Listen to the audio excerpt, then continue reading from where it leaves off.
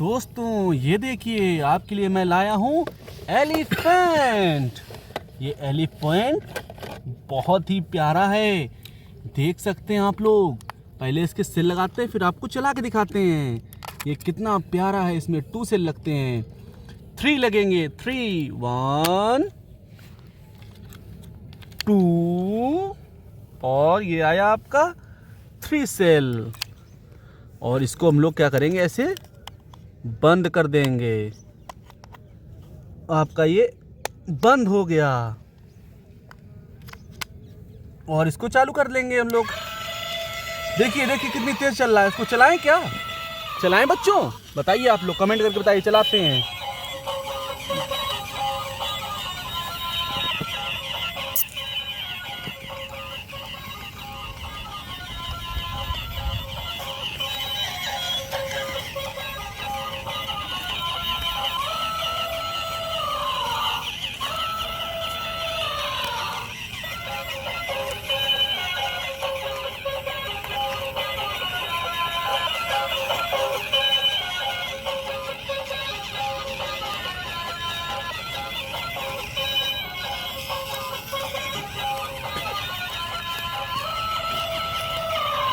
बस आ जाओ, बस आ जाओ, बस आ